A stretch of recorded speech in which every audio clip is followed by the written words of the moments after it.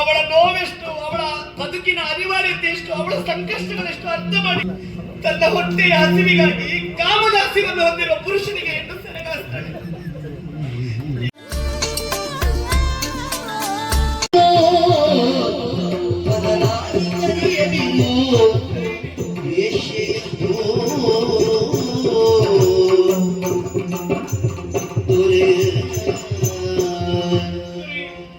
ನಿಮಗೆ ಕೈ ಮುಗಿಯುತ್ತೇನೆ, ನಿಮ್ಮ ಕಾಲಿಗೆ ಬಿದ್ದು ಬೇಡಿಕೊಳ್ಳುತ್ತೇನೆ, ಇನ್ನೊಮ್ಮೆ ನನ್ನನ್ನು ವೇಶ್ಯೆ ಅಂತ ಕರೆಯುತ್ತೀರಿ.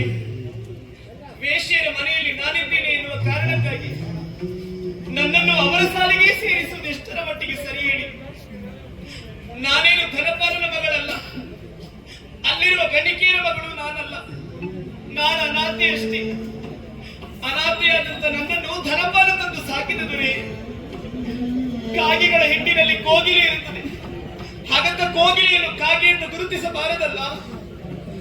ಕಾಗೆಗಳೆಲ್ಲ ಕಾಕ ಅಂತ ಕೂಗಿದ್ರೆ ಕೋಗಿಲೆ ಕುಹುಧ್ವನಿಯಲ್ಲಿ ಕೂಗುತ್ತದೆ, ತಾನು ಕೋಗಿಲೆ ಅಂತ ಪ್ರಪಂಚ ಮುಖಕ್ಕೆ ತಿಳಿಸುತ್ತದೆ. ಅಂತ ಪರಪುಟ್ಟದಂತೆ ಬೆಳೆದವಳು ದೊರೆ. ತುರುಚಿಗಳ ನಡುವಿನ ತುಳಸಿ. ಇಲ್ಲಿಯವರೆಗೂ ನಾನು ಶೀಲವತಿಯಾಗಿ ಉಳಿದಿದ್ದೇನೆ, ಮುಂದೆಯೂ ಶೀಲವನ್ನು ಉಳಿಸಿಕೊಳ್ಳುತ್ತೇನೆ. ಇನ್ನೊಮ್ಮೆ ನನ್ನನ್ನು ವೇಶ್ಯೆ ಅಂತ ಕರೆಯುತ್ತೀರಿ. ನಿನ್ನ ಮಾತು ನಾನು ನಂಬಬೇಕಾ? ಅದು ಹೇಗೆ ನಂಬುವುದಕ್ಕೆ ಸಾಧ್ಯ ಉಂಟು? ನೀರಿನಲ್ಲಿರುವಂತ ನೀರು ನೀರೇ ಕುಡಿಯುವುದಿಲ್ಲ ಅಂತ ಹೇಳಿದ್ರೆ ಅದನ್ನು ನಂಬಲಿಕ್ಕಾಗಿತ್ತಾ? ಅದೇ ರೀತಿಯಲ್ಲಿ ವೇಶ್ಯಗ್ರಹದಲ್ಲಿರುವಂತಹ ಹೆಣ್ಣಪ್ಪಳು ನಾನು ಆವೃತ್ತಿಗೆ ಇಳಿದವಳಲ್ಲ ಎಂಬುದಾಗಿ ಈ ಸಮಾಜದ ಮುಂಭಾಗದಲ್ಲಿ ಹೇಳಿಕೊಂಡ್ರೆ ಯಾರು ಅವಳಿಗೆ ಕರ ಮುಗಿದು ಗೌರವದಿಂದ ಅವಳನ್ನು ಗುರುತಿಸುವುದಿಲ್ಲ. ಅವಳನ್ನು ಕಾಣುವುದು ವೇಶ್ಯ ಅಂತಾರೆ. ಅದನ್ನು ಚೆನ್ನಾಗಿ ನೆನಪಿಟ್ಟು. ಯಾವ ಹೆಣ್ಣು ಕೂಡ ಬಯಸಿ ಬಯಸಿ ನಾನು ವೇಶ್ಯೆಯಾಗಬೇಕು ಅಂತ ದೇವರಲ್ಲಿ ಬೇಡಿಕೊಳ್ಳುವುದಿಲ್ಲ. ಅವಳ ಸ್ಥಿತಿಗತಿಗಳು, ಅವಳ ಸಂಕಷ್ಟಗಳು ಹೆಣ್ಣನ್ನು ಆ ದಾರಿಗೆ ತಳ್ಳುತ್ತದೆ ದೊರೆಯೇ. ಹೆಣ್ಣು ಊಟ ಮಾಡುತ್ತೆ, ಅದೆಷ್ಟೋ ದಿನ ಕಳೆದು ತನ್ನ ಹೊಟ್ಟೆಯ ಹಸಿವಿಗಾಗಿ ಕಾಮದ ಹಸಿವನ್ನು ಹೊಂದಿರುವ ಪುರುಷನಿಗೆ ಹೆಣ್ಣು ಸೆರಗಾಸ್ತಾಳೆ. ಯಾಕಾಗಿ? ತನ್ನ ಹೊಟ್ಟೆಗಾಗಿ ದೊರೆ, ತನ್ನ ಹೊಟ್ಟೆಗಾಗಿ. ಮದುವೆಯಾಗಿರುತ್ತದೆ, ಗಂಡನಿರ್ತಾನೆ, ಹಾಲಾಸುಳೆ ಕದ್ದಮ್ಮ ಬೇರೆ. ಗಂಡ ಪೂರ್ತಿ ಕುಡಿದು ಊರೂರು ಕೇರಿ ತಿರುಗಾಡ್ತಾ ಇರುವಾಗ ಆ ಹೆಣ್ಣು ತನ್ನ ಮಗುವಿನ ಹೊಟ್ಟೆಗಾಗಿ ಅನಿವಾರ್ಯತೆಯಿಂದ ಇನ್ನೊಬ್ಬರಿಗೆ ಸೆರಗಾಸ್ತಾಳೆ. ಯಾಕಾಗಿ? ತನ್ನ ಮಗುವಿಗಾಗಿ ದೊರೆಯೇ, ಮಗುವಿನ ಬದುಕಿಗಾಗಿ.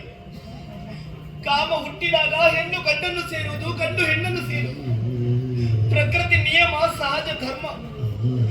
ಕಾಮ ಹುಟ್ಟದೇ ಇರುವಂತ ಹೆಣ್ಣು ಕೂಡ ಇನ್ನೊಬ್ಬರಿಗೆ ಸೆರಗಾಸ್ತಾಳಂತಾದ್ರೆ ಅವಳ ನೋವೆಷ್ಟು, ಅವಳ ಬದುಕಿನ ಅನಿವಾರ್ಯತೆ ಎಷ್ಟು, ಅವಳ ಸಂಕಷ್ಟಗಳೆಷ್ಟು ಅರ್ಥ ಮಾಡಿಕೊಳ್ಳಿ.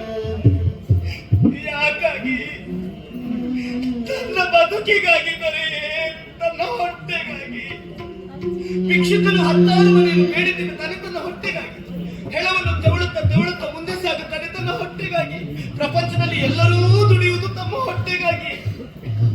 ಆದರೆ ದುಡಿಯುವ ಮಾರ್ಗಗಳಷ್ಟೇ ಬೇರೆ ಬೇರೆ. ವೇಶ್ಯೆ ಮನೆಯಲ್ಲಿರುವಂತಹ ಹೆಣ್ಣಿಗೂ ನೋವಿರುತ್ತದೆ, ಅವಮಾನಗಳಿರುತ್ತದೆ, ಅಪಮಾನಗಳಿರುತ್ತದೆ. ಆ ಹೆಣ್ಣನ್ನು ತಾತ್ಸರ ಮಾಡಬೇಡಿ ದೊರೆ, ಕೈ ಮುಗಿಯುತ್ತೇನೆ. ಏನ್ ಮರ್ಯಾದೆ ಬಿಟ್ಟವಳೆ, ಸಾಕು ನಿಲ್ಲಿಸೇ ನಿನ್ನ ಕಣ್ಣೀರು. ನೀನ್ ಎಷ್ಟೇ ಕಣ್ಣೀರು ಹಾಕಿದ್ರು ಇಲ್ಲಿ ನಿನ್ನನ್ನು ಕೇಳುವವರು ಯಾರು ಇಲ್ಲ.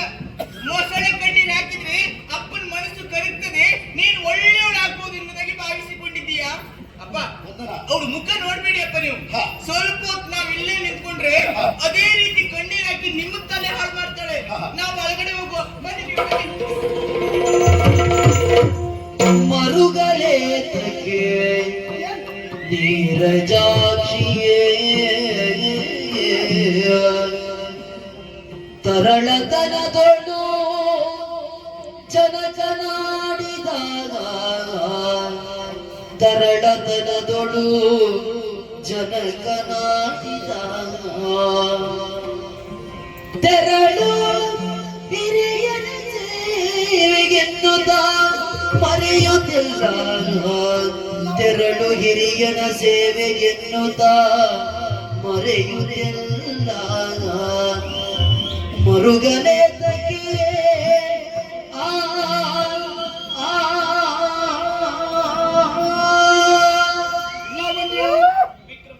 ಕೆಟ್ಟದಾಗಿ ಬಿಂಬಿಸುವಂತ ಈ ಕೆಟ್ಟ ಪ್ರಪಂಚದಲ್ಲಿ ಒಳ್ಳೆಯ ರೀತಿಯಲ್ಲಿ ಬದುಕನ್ನು ಕಟ್ಟಿಕೊಳ್ಳೋದಕ್ಕೆ ಹೊರಟಂತ ಹೆಣ್ಣು ಮಕ್ಕಳಿಗೆ ಈ ರೀತಿಯಲ್ಲಿ ತುಚ್ಛೀಕರಣದ ಭಾವನೆ ಮಾತುಗಳನ್ನು ಕೇಳಿಸಿಕೊಳ್ಳುವಾಗ ಸಹಿಸಿಕೊಳ್ಳಲಿಕ್ಕೆ ಬಹಳ ಕಷ್ಟವಾಗ್ತದೆ.